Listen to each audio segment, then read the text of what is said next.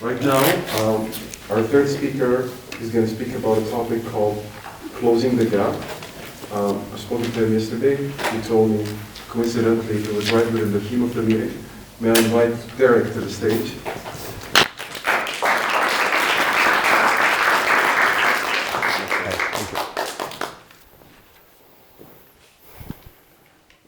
How many of you guys were able to achieve your goal last year? Raise your hand. And how many of you didn't? Raise your hand. For the people that didn't, did you know exactly what to do and for some kind of reason you were not able to do it?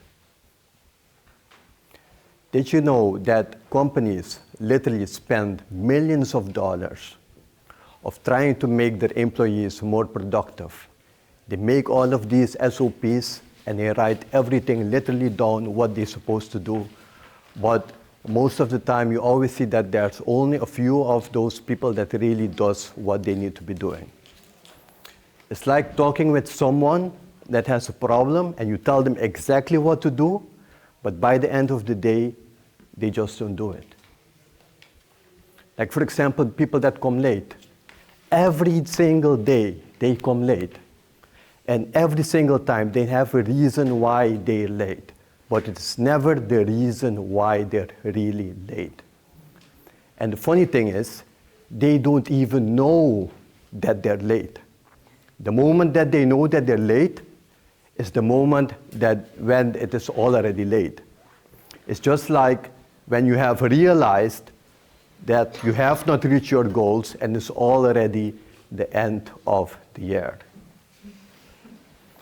So there's literally a big gap between what we know we should be doing and what we actually do. And in between, that's what we call a paradigm. A paradigm is a multitude of habits and your beliefs. And these things are really scary because they literally control 95% of all the actions that you're taking every day.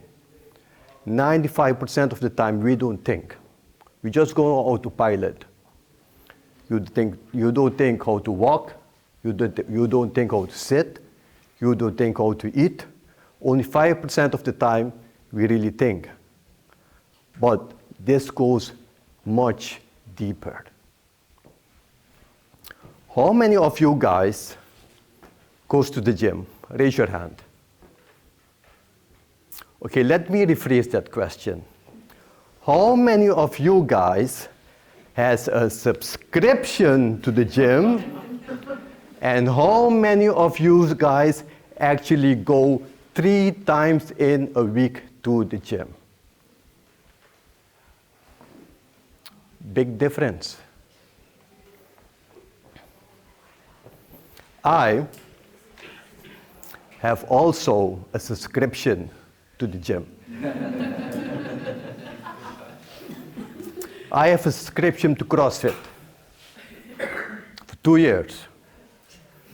And if you know what CrossFit is, you already know that I don't go to CrossFit.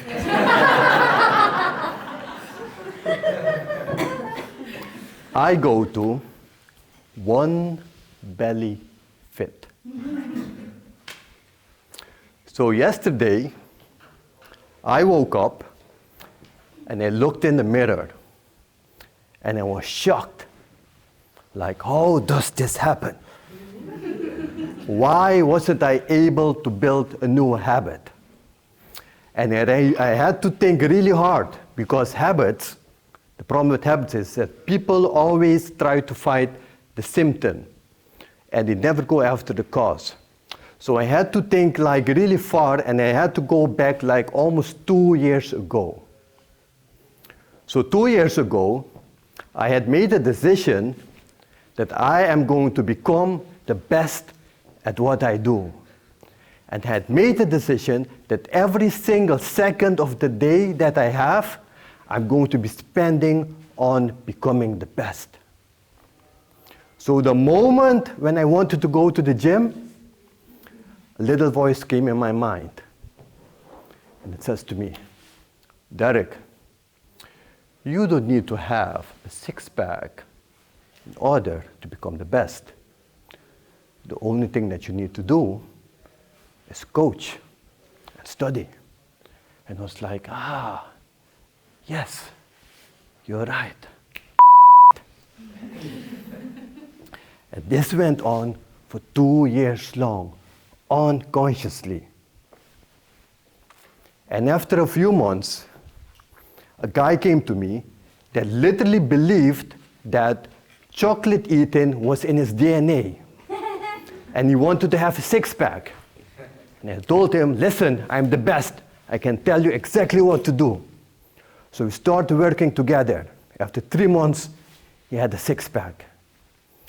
And then he came to me and he said, Derek, thank you, man. You're the best. I have a six-pack. And I said, yeah, no problem. Keep up the good work. And then he looked at me in a real funny way. And he said, do you also go to the gym?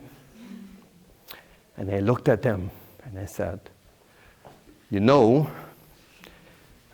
in order to be the best, you don't need to have a six-pack. And by the way, women, they love this. And he looked at me really in a really strange way and he said like, that's interesting. And then he walked away. So unconsciously, I have programmed a new paradigm in his mind. So I have to be really careful that he's not going to come back with a one-pack and ask for his money back. So that's how far paradigms go. So what was the reason? What was the cause? The moment I made that decision, I created a mental picture of the person that I need to be in order to achieve my goal.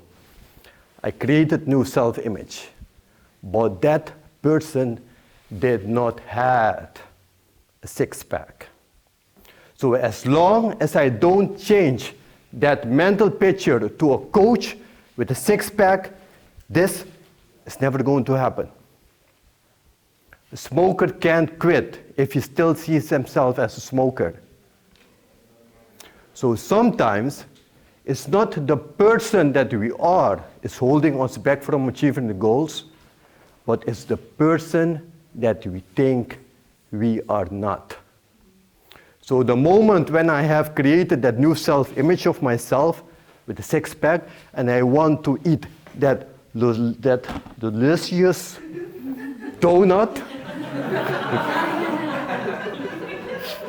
that voice is going to come up into my mind and it's going to say to me, Derek, aren't we the coach with the six-pack? And then I'm going to say, yeah, you're right. Let's go to the gym. Thank you.